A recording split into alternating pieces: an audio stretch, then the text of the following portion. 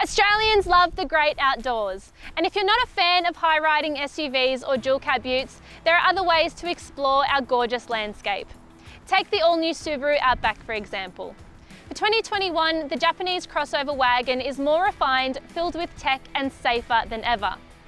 Oh, and it'll be just as happy taking you down the road less travelled as it'll be on the school run.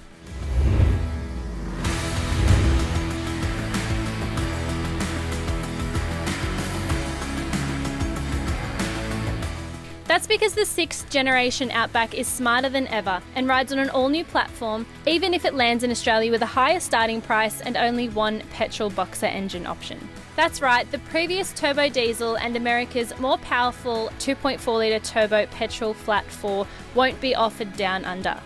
Instead, all locally delivered Outbacks will be powered by a single 2.5 litre boxer 4, mated to an upgraded CVT automatic. That engine is 90% new and comes with more power and torque compared to the outgoing 4-cylinder. However, thanks to Subaru's symmetrical all-wheel drive system and X-Mode off-road settings, it's still just as capable of taking you well off the beaten track and just as comfortable for everyday driving too. Here we're testing the range-topping Outback all-wheel drive Touring, priced from just under $50,000 before on-road costs. And like every Outback variant in 2021, it comes with Subaru's full suite of driver assist safety features, including semi-autonomous acceleration, braking and steering, as well as lane centering, intelligent speed limiter, lane departure warning and lots more. Other gear reserved for the top spec Outback includes a driver's seat with memory, electric sunroof, power folding mirrors, a 9-speak Harman Kardon sound system, heated steering wheel, Napa leather trim and roof rails with stowable crossbars.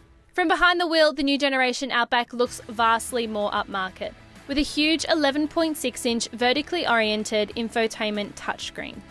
In a bid to declutter the dash, Subaru has plunked most of its controls inside that display, including the auto hold handbrake and engine stop-start functions, among many other features, but they can be easily accessed through a sub-menu below. The dual zone climate control functions are also fiddly, especially when you're driving, and it's easy to hit the wrong button as most of the buttons are quite small. Also, unless you've got tiny baby hands, it's pretty hard to reach the 2 USB ports and auxiliary down here. To be honest, I prefer the old cabin for its busy but user-friendly layout. Those things aside, there's good storage up front, a little pocket in front of the gear stick for your phone, and a little shelf in the dash for the passenger's phone or other knickknacks. Space in the rear seat is adequate, but headroom does suffer a little bit due to the sunroof that is fitted standard to our top spec Touring. Heated outboard seats are a plus, as are 3 child seat anchor points, an armrest and good door pocket storage. Being a larger vehicle, there's also a ton of boot space and a full-size spare wheel hidden under the floor. Subaru covers the new Outback with a 5-year unlimited kilometre warranty, with capped price servicing costing just under $1,300 over the first 3 years. Tasked with filling the role of both its predecessor and the discontinued Liberty, the new Outback still has plenty of ground clearance and trail riding ability, with both snow and mud driving modes. Subaru also says its updated CVT is better off the mark with improved acceleration and better fuel economy. It is one of the better CVTs we've tested, but as for the fuel consumption, we're sitting at around 10.3 litres per 100 Ks, and that's a mix of highway and suburban sort of driving. Steering is a little heavy at low speeds, as with most SUVs, and the driver assist features are quite good. The adaptive cruise control is really handy, but with the lane centering function, it can be a little bit intrusive, steering you back into the lane, and it feels like it skews a little bit to the inner edge of the road, so you're closer to oncoming cars.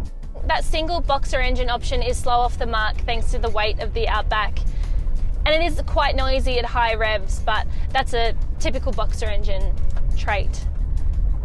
Aside from that, the 2.5 litre engine feels really well matched to this car and has more than enough grunt to get you out of tricky situations off-road or just cruise around town. The Outback has always been popular down under, and despite the price hikes and lack of diesel power, we reckon Subaru's latest flagship will be a smash hit with adventurous Aussie families.